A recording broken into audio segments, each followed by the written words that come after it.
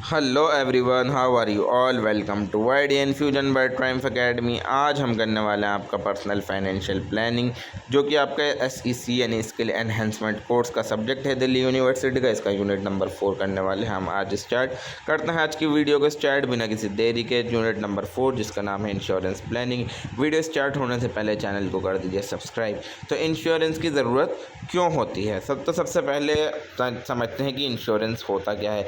Insurance एक contract होता है एक इंसान के बीच में और एक इंश्योरेंस कंपनी के बीच में, जहाँ पर जो इंसान है ना, वो एक स्मॉल अमाउंट कंपनी को देता रहता है, जिसको हम क्या बोलते हैं, प्रीमियम बोलते हैं। और उसके बदले में कंपनी जो है प्रॉमिस करती है कि वो उसके बदले में कंपनसेट करेगी। जैसे कि जब आपने पे करा, तो जब आपकी डेथ हो गई या फिर इलनेस हो गई, चोरी हो गई, कोई डैमेज हो गया इन फ्यूचर, तो कंपनी उसके बदले में आपको पे करेगी। तो ये चीज़ क्या कहलाई जाती है? इंश्योरेंस कहलाई जाती है। अब इंश्योरेंस की ज़रूरत क्यों होती है? सबसे पहला आता है अनसर्टेनिटी से बचने के लिए, क्योंकि लाइफ जो है हमारी अनसर्टेन है। कभी भी किसी का एक्सीडेंट हो सकता है, कोई बीमारी हो सकती है, नेचुरल डिज़ास्टर आ सकता है कभी भी। तो इंश्योरेंस जो है हमें एक तरीके से फाइनेंशियल सपोर्ट प्रोवाइड कर देता है ऐसे सिचुएशंस के अंदर। और दूसरी चीज़, हमें फाइनेंशियल सिक्योरिटी मिलती है, यानी कि जो इंश्योरेंस से हमें पैसा मिलेगा या फिर हमारी फैमिली को जो पैसा मिलेगा वो उनको डिफ़िकल्ट टाइम के लिए काम आएगा। जैसे कि डेथ हो गई या फिर मेडिकल इमरजेंसी पड़ गई या फिर प्रॉपर्टी को कुछ नुकसान हो गया, तो ऐसे टाइम पर जो ये पैसा मिलेगा ये एज अ फाइनेंशियल सिक्योरिटी काम करेगा। तीसरा होता है पीस ऑफ माइंड।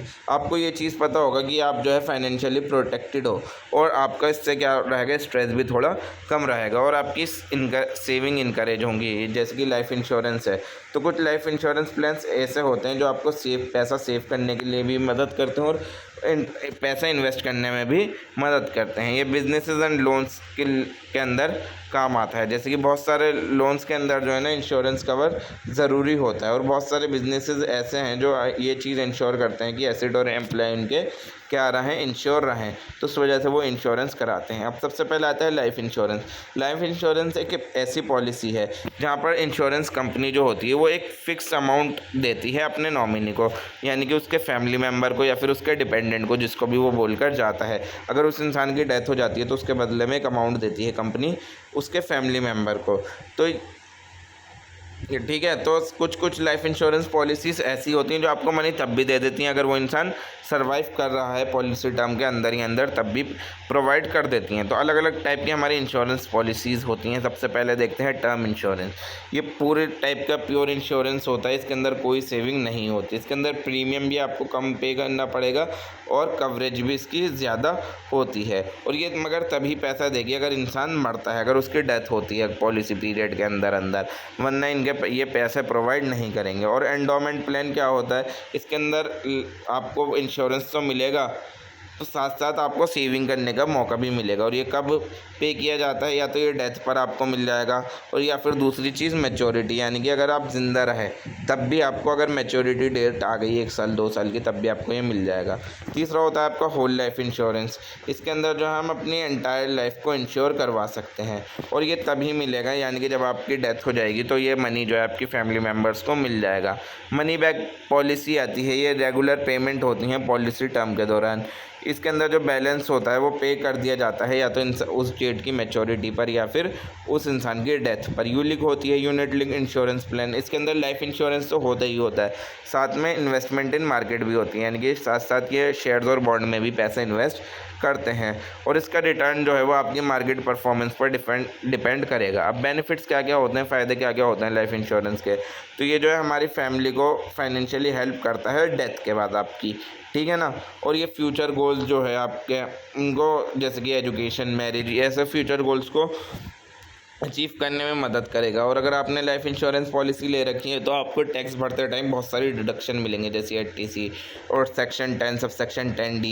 और ये आपको, अगर आपकी डेथ हो जाती है तो आपकी ने जो लोन ले रखे हैं उन लोन्स को रीपे करने में आपकी फैमिली की हेल्प करेगी।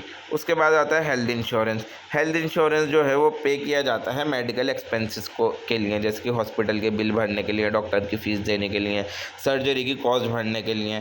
ठीक है, जब आप या आपकी फैमिली में से कोई बीमार पड़ जाता है या फिर एक्सीडेंट हो जाता है उसका, तो उस टाइम पर ये हेल्थ इंश्योरेंस काम आता है। अलग अलग टाइप के हमारे हेल्थ इंश्योरेंस होते हैं। सबसे पहला आता है इंडिविजुअल हेल्थ प्लान, जो कि सिर्फ एक ही इंसान को कवर करेगा। ठीक है, वो क्या कहलाया जाता है, individual health plan.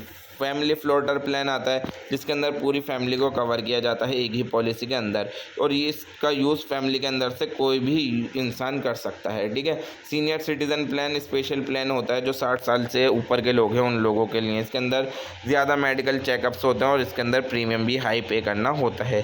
Critical illness plan आता है, यानी इसके अंदर स्पेसिफिक अगर आपको कोई सी सीरियस डिजीज़ है, जैसे कि कैंसर वगैरह, हार्ट अटैक वगैरह, तो उन लोगों के लिए क्रिटिकल इलनेस प्लान बनाया जाता है। इसके अंदर लमसम अमाउंट मिल जाती है अगर डिजीज़ डायग्नोज हो जाए।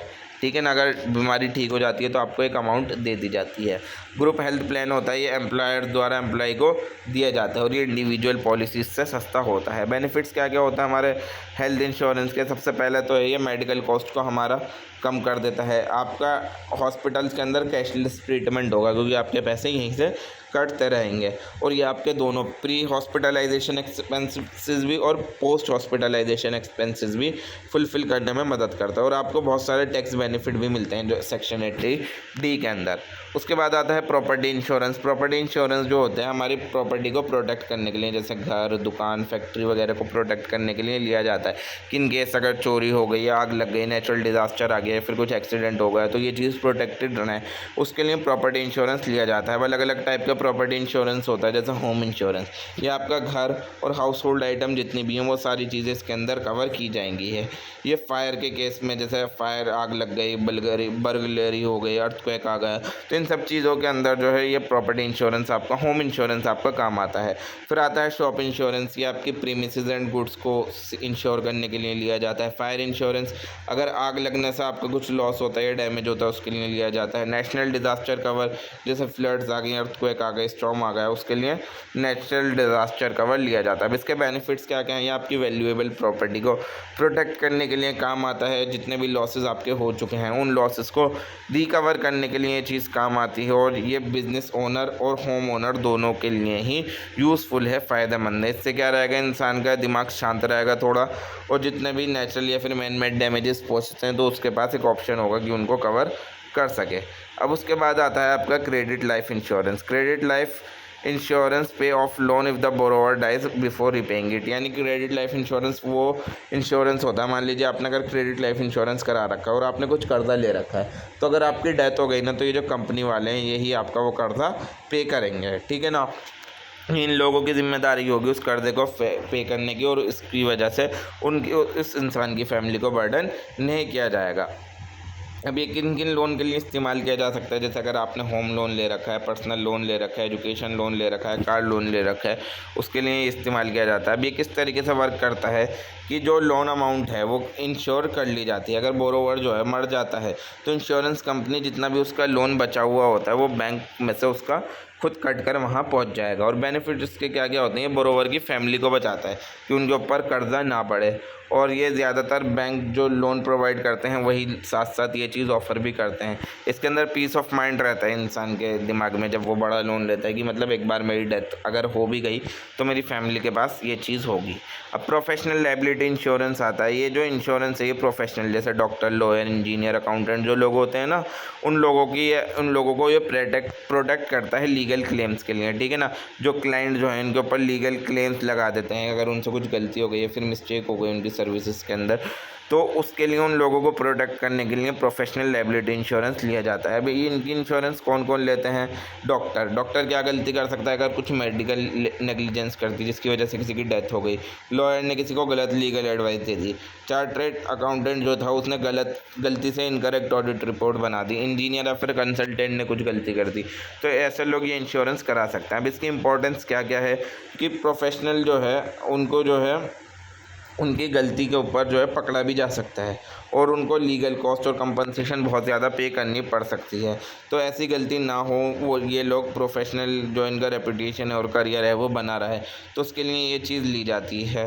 फाइनेंशियल प्रोटेक्शन मिलती है इनको लॉ सूट से। दूसरा ये है कि प्रोफेशनल जो हैं वो अपना वर्क बिना किसी वरी के कर सकते हैं और साथ साथ क्लाइंट का ट्रस्ट भी अपने ऊपर बिल्ड करा सकते हैं। So that is all for today guys. Video पसंद आई हो तो लाइक करें, चैनल को सब्सक्राइब करें। मिलता हूँ अगले यूनिट नंबर 5 के साथ। Thank you so much for watching.